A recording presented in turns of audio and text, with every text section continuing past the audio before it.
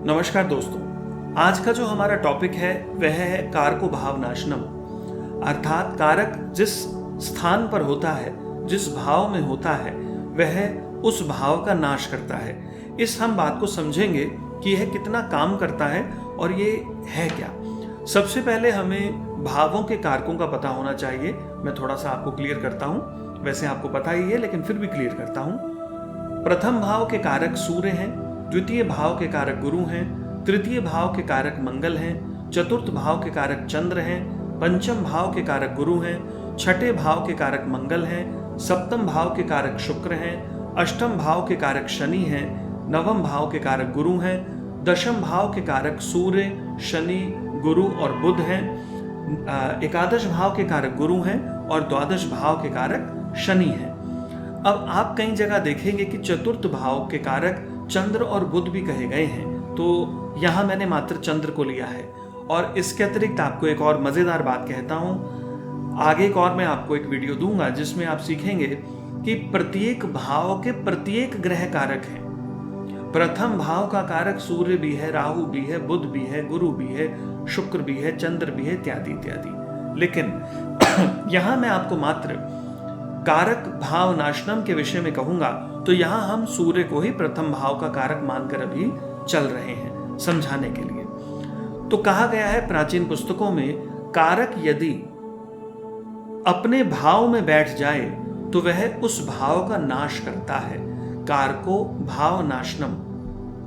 उदाहरण लेते हैं, मान लेते हैं कि प्रथम भाव है और प्रथम भाव में कोई भी राशि लिखी हुई है और यहां पर सूर्य बैठे हुए हैं, तो अब क्या होगा? कई लोग इसे कैसे पढ़ेंगे?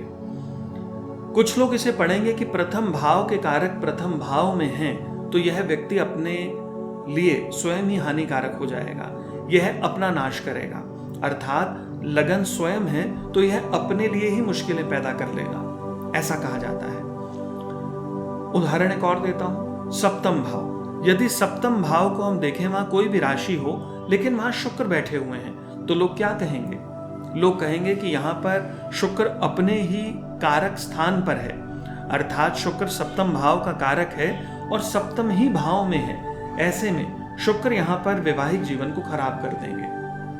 चतुर्थ भाव के कारक चंद्र हैं, तो चंद्र मान लेते हैं कि चतुर्थ भाव में हो, किसी भी राशि में हो, तो कई विद्वान इसको किस प्रकार पढ़ेंगे कि चतुर्थ भाव का कारक चतुर्थ भाव में है, तो यहां पर चंद्रमा अपने ही इस घर को खराब करेंगे, अर्थात भवन, भूमि, वाहन, मन, इन सब का नाश हो जाएगा, इन सब में कमी प्राप्त होगी। लेकिन अब बात यह आती है कि क्या ऐसा होता भी है या नहीं होता? क्या यह सत्य भी है या नहीं? क्या यह प्राचीन विद्वानों ने गलत सूत्र दिया है? क्या अर्थ है? देखिए, पुराने लोग गलत नहीं हैं।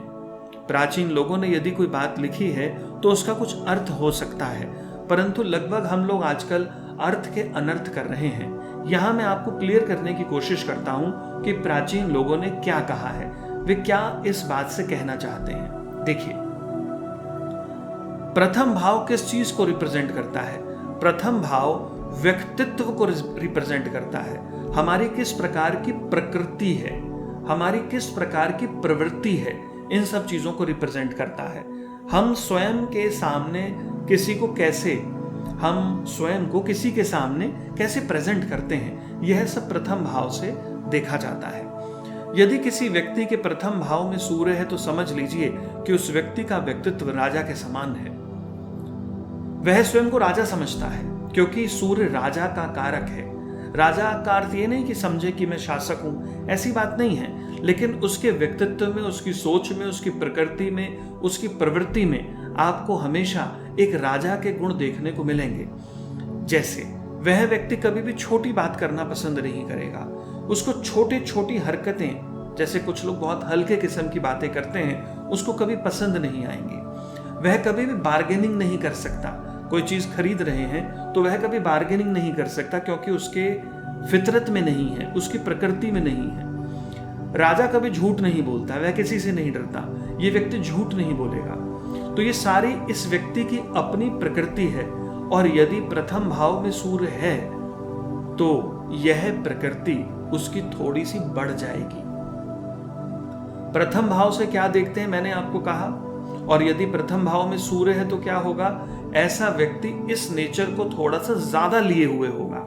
उदाहरण देता हूं, व्यक्तिगत उदाहरण है, मेरे प्रथम भाव में सूर्य है, मैं कभी भी बार्गेनिंग नहीं कर सकता, तो मुझे आम तौर पर दुकानदार ठग लेते हैं और मुझे पता भी होता है कि ये चीज महंगी है।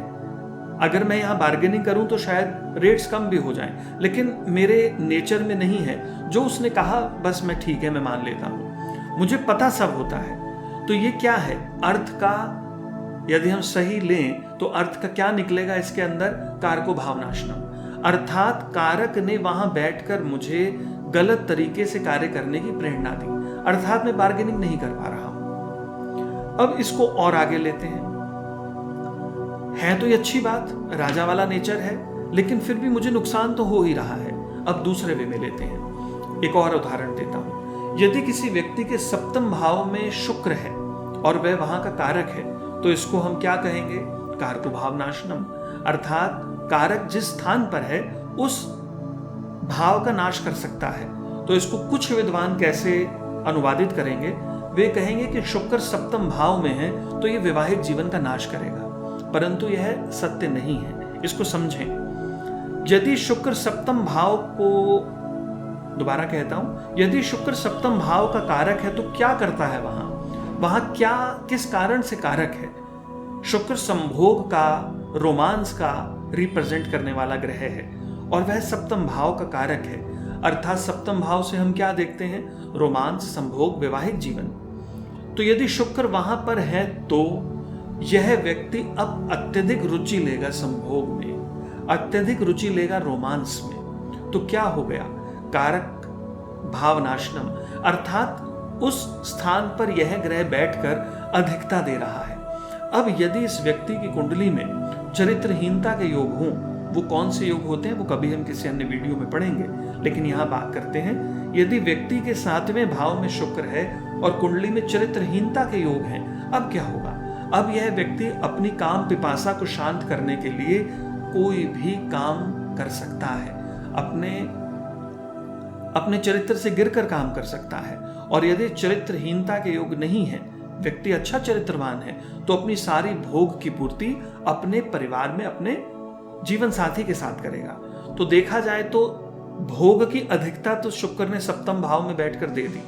इसी प्रकार हम एक और उदाहरण लेते हैं, यदि चतुर्थ भाव में चंद्र है तो व्यक्ति को वह ओवर इमोशनल कर देगा। ऐसा व्यक्ति इमोशंस में अत्यधिक होगा, ओवर इमोशनल। पंचम भाव में गुरु है तो इस व्यक्ति को ज्ञान ज्यादा होगा।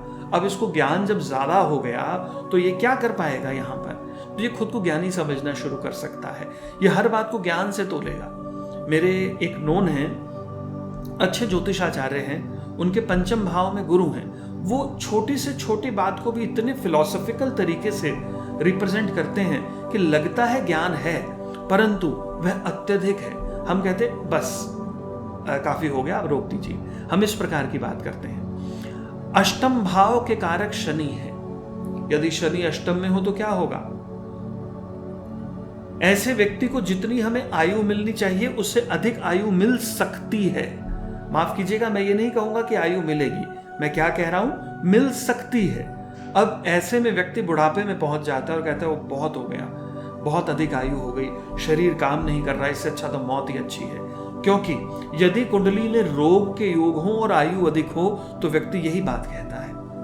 परंतु अर्थ का अनर्थ मत कीजिएगा कि अष्टम में शनि है तो व्यक्ति को आयु तो मिलती है लेकिन रोग भी मिलता है, मैं ऐसा नहीं कह रहा हूं।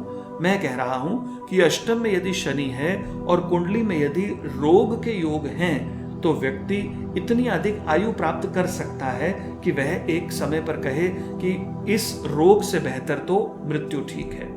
तो आप समझेंगे कि अर्थ को हमने अनर्थ के रूप में नहीं लेना, कारक भावनाशनम को हमने गलत सेंस में नहीं लेना।